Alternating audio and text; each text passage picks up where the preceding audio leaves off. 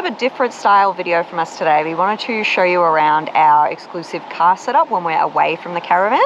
Some things that were important to us, like first of all, the reason we wanted a secondary setup is that we're not going to take the caravan everywhere. It's not practical. You can't get a caravan into some more like secluded places. Places like the Cape and tricky off-road places like that. Some non-negotiables for that. We like the idea of a rooftop tent, but then we can't have a boat. It kind of takes that away. And I love my fishing, so obviously the boat one. Exactly, and there's so many places that it's going to be amazing to have the boat. Up in the Kimberleys, I'd be kicking myself if I didn't have the boat up there. Yeah. So then the next option you kind of go to is a swag. I don't really love I'm just an anxious person. I don't really love the idea of, like, especially in really secluded areas, being in the swag. I'm going to be laying there all night, like especially being on the ground, and like what's that sound is something like in the car is something outside, so just being off ground, especially up in North Queensland, like, or North WA where you got the crocs, like you just can't camp anywhere within 100 meters of the river when you're on the ground. Yeah, exactly. So that sort of left us with doing a setup in the car, which when we had a troopy, great. It was great, yeah. With the 200, it's done less often, so we're going to show you the design that Ben came up with and how it's all fitted out and how we set it up and how that works for us and how just camping out of the car looks for us.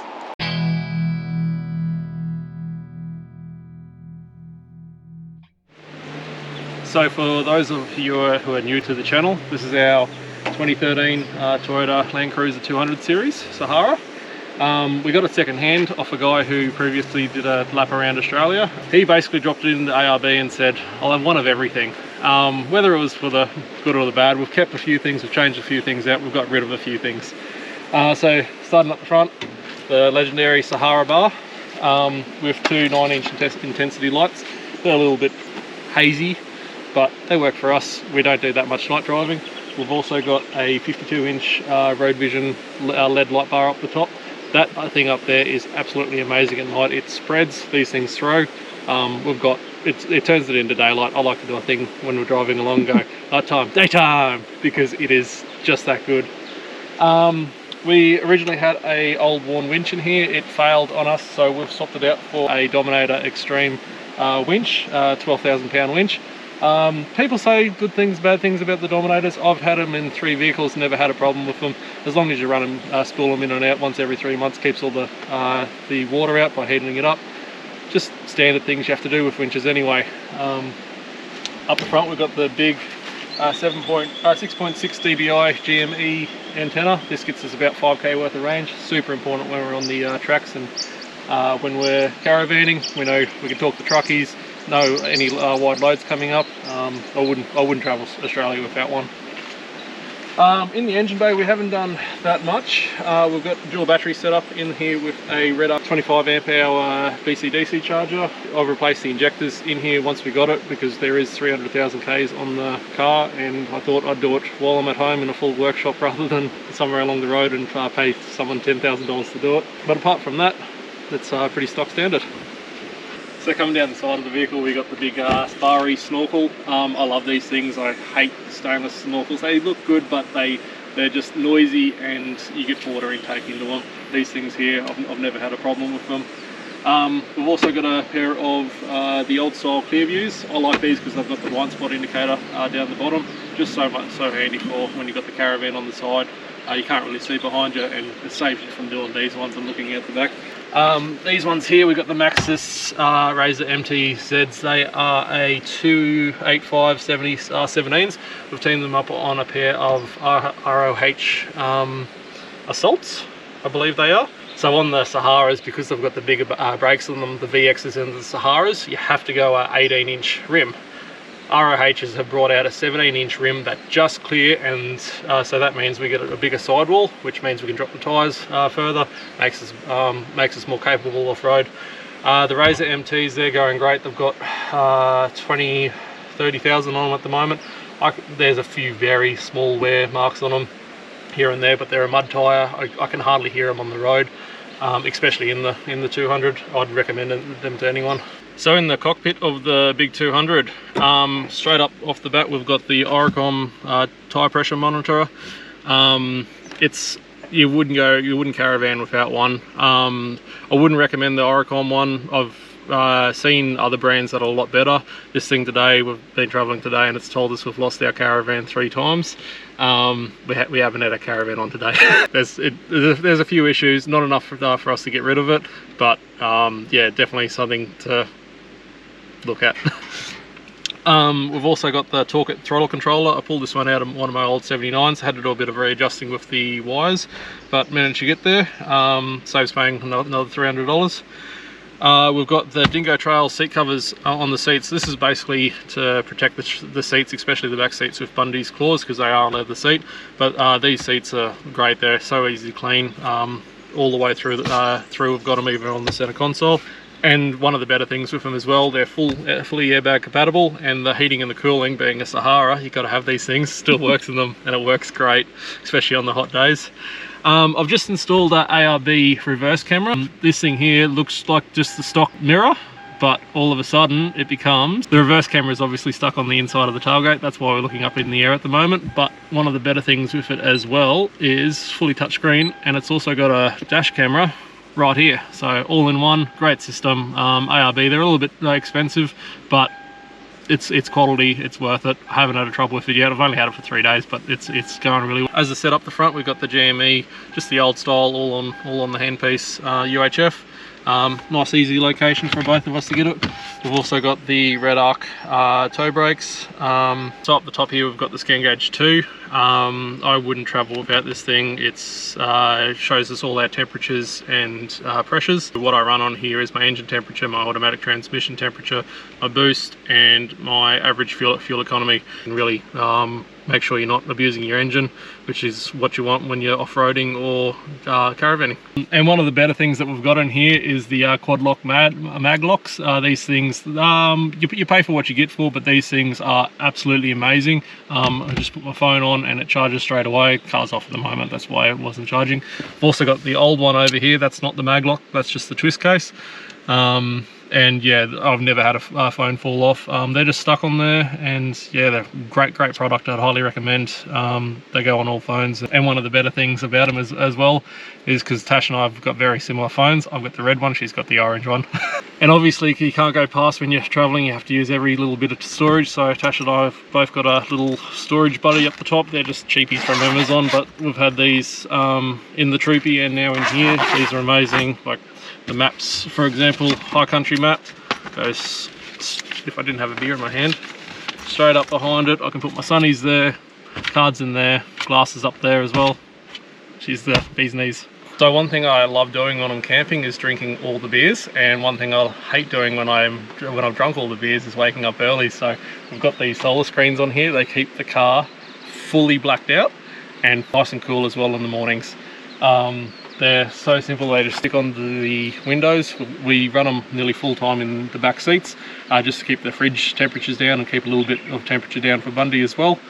But yeah, highly recommend them. They're a family business made out of Queensland. Really great guys to deal with, but it is a 6-week lead time at the moment. So if you are interested, especially if you have a Troopy or just want to sleep inside your car, get straight onto them. They're great to deal with. We've got the big Rhino rack platform system backed with the backbone system on the side. On top of that, we've also got the Rhino rack boat loader. This is what makes it so easy to load the boat in and out. The beauty with this thing, it's got 4 ropes that pull it down and up, and it will actually reverse off the car as well as easily pulled on. I just use my drill to run the winch. Works perfectly every time. As I said, we've got the big light bar up the front, and one thing that we've done for the car as well, so when we're sleeping inside, we want to have a bit of fresh air coming in without the mozzies. So what we do is open up the sunroof, and we've got a bit of fly screen that goes over it, and it's just magneted down. That allows a bit of fresh air to come through the car. We've got a little fan inside, 12-volt rechargeable fan from Wanderer, and that just pushes the air around and keeps it recirculating, and no more mozzies. So hanging off our roof rack and wrapping around the car, we've got the Rhino rack batwing awning. It's nothing special, but it definitely does the job. It's nice and light, which is the thing I like about it. It only weighs about, don't quote me, 12-15 kgs instead of the 40-50 kg some freestanding awnings way. One modification that I've done with the awning is I've installed full-time strip lights all the way on each arm of the awning. These are hardcore, I think they're a 12-inch strip light, they're dual colour, and I've got them running back here, so all we have to do when we pull up the camp, hit the on button, we've got lights. We can dim them right down to orange, which keeps away the mozzies, and bring them right down. And this colour hue here is actually the same colour as a campfire, so it's really good on your eyes when you're camping, especially if you've got a big roaring campfire. For our seats and table, we've got the Explore Life seats. Explore Life. These ones here are packed down to absolutely nothing. There is similar ones on the market, but nothing is as strong as these ones. They're literally pack away and set up similar, just like that. We've just got a Bunnings poly table. There's nothing special, but as I said, they do the job. They're lightweight. So on the back, to protect all the rock jumps that we do, all of them, we've got the Outback Accessories rear bar. This thing's not too bad. We've had one little mishap. One of the gas struts has gone here. Nothing too bad. Really easy to open, and the beauty is being gas struts over the ball bearing design is like they always work. They push out of the way. They're nice and easy to attach, especially when you've got a big 33-inch tyre on the back. It's so much better than what we had on the Troopy. Yeah. So we've got the spare tyre and the dual jerry cans. We've got some Pro-Quip jerry cans here, 2 of them, so we've got 40 litres of water all up. I'll just run a quick little tap on the side here. You can buy them from Bunnings. And the beauty with this one as well, I can put my fire pit and my fire rack in the back of them as well, so nice convenient storage, especially because these things are definitely dirty items. On the back here of the wheel bag, we've got the PM Canvas Products wheel bag. This thing is one of the best things we've purchased. It's another one of those ones you pay once, cry once. The amount of storage in this thing is just unbelievable. It's made out of the wax canvas, fully Australian made, over by another family couple over in Perth. We originally brought this for a Troopy for a 32-inch tyre, but then we got this and we got the 33s on. And yeah, one little mod that we've done, just to keep it, I call it the bin bag boob job. Keeps the bin bag nice and perky, is went down to Bunnings, got some conduit and just made an internal frame to keep it in here, because otherwise they do hang a little bit low, and when you're doing the zipper and everything, it's a little bit of a problem to get it to zip up. In the back here, we've also got the Light Force light. This is what we use if we're doing dishes. It spins around, can be our backup light, all those works. I've just got a rear recovery hook on here as well for when we are doing our forward driving, otherwise that's the DO35 hitch to tow the caravan. In the back, this is our camping setup. So we've got, starting from left to right, that's the hardcore lights with the hardcore battery management system. Lets us know how much power we've got left. We've got switches all the way around for all the rest of the lights, as you can see with those ones. Evercool 40-litre draw fridge. So one of the biggest things that we found with the Troopy setup was we had to keep the drawers as low as possible, but obviously you still want a fridge. So we've got this Evercool 40-litre draw fridge. This thing is amazing. It runs cold all day long.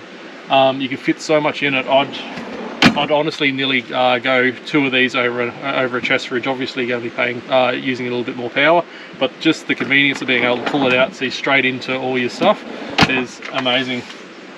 So as Tash was saying, I built all this system. I wanted to do a system because this is so wide and I wanted to fit certain items inside the drawer.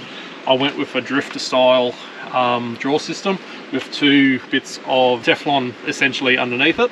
It works all right. Like, you start to put your back into it a bit, but the beauty of it is we're not utilising space on the side just for drawer slides. Inside here we've just got all our camping equipment. I've got the Navigator kitchen buddy that we just hang up here, nice and handy. I'll put that on in a second. And as you can see, first we've got the, when I do put a proper water tank in, I've got a water tank switch there, and I've got my air system there. As you can see in the back, this is where we sleep. We've got the full mattress. It's a 100mm thick foam mattress from Clark Rubber, the medium thickness. So how we're able to manage to get the full length mattress in here is, so I've got a system made up. So we've got the mattress that just folds back, then we've got two boards that flip straight over. The seats are underneath here, they just flip straight down. So when we're actually driving without the mattress and the mattress is in the caravan, I just have this all the way back. I've got a couple of storage boxes on top of it, and you don't even notice it's there. So when we're not camping, that mattress we just put on top of our caravan mattress, and it just gives us some extra support there, and it doesn't take up any extra space to store that way. So on our small overnighters, we usually plan just to have everything either cool or just small stuff to go in here. We've still got a fair bit of space that we can still put a fair bit of food in here, but since we're doing 4 or 5 nights, we've got a fair bit of food. So our solution to that is we've just got one of these Tactics boxes that we stick up the top there.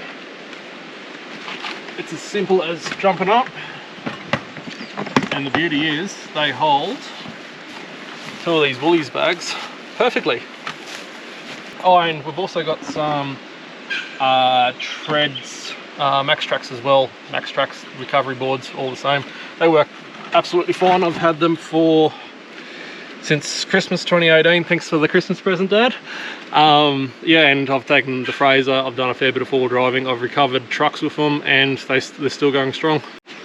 And the final thing that I've just noticed that I forgot to talk about was the ARB compressor we've got in here. I used to have a King's compressor. It nearly burnt my car down. I wouldn't recommend them. Half of the reason was I didn't use it. You learn things. So now I went with the ARB system. They've got a 100% duty cycle, which basically means that you can run it full time and it's not going to burn out, it's not going to lose oil. And so for these big 33s, it is a little bit slow. The dual compressors are I'm pretty sure they're nearly over $1,000 nowadays. This was 400 bucks. It runs off 8BNS cabling, which is your normal Anderson plug cabling. I didn't need to run battery cables all the way to the back, which a lot of people do. Like, that's another $200, $300 worth of cables in itself. Where I can just run Anderson plug cables all the way to the back. It runs perfect. And lucky last one, things that never leave the car is our first aid kits and snake bite kits. These come from a company called Survival. Absolutely amazing kits. I used to study paramedics, and I learned about these kits through paramedics, because paramedics absolutely love them. Everything's labelled, everything's just so clear and easy to use. One thing I love about these is for the snakebite kit in particular. You've probably seen them before, but for those who haven't, one of the worst things about when people do up snake bites is they do it too loose, which lets the venom go through the muscular system, or they do it too tight, which stops the blood flow. Both can kill you. Survival make these compression bandages which with all these rectangles on them, and when you pull them it makes a square. That is the perfect tension. It's so simple in the stress of the moment. You can't beat ease of that. And that's our car setup. If you've got any questions about anything that Ben just went through, chuck it in a comment below and we will get into a little bit more detail or let you know. And yeah, that's our car camping setup.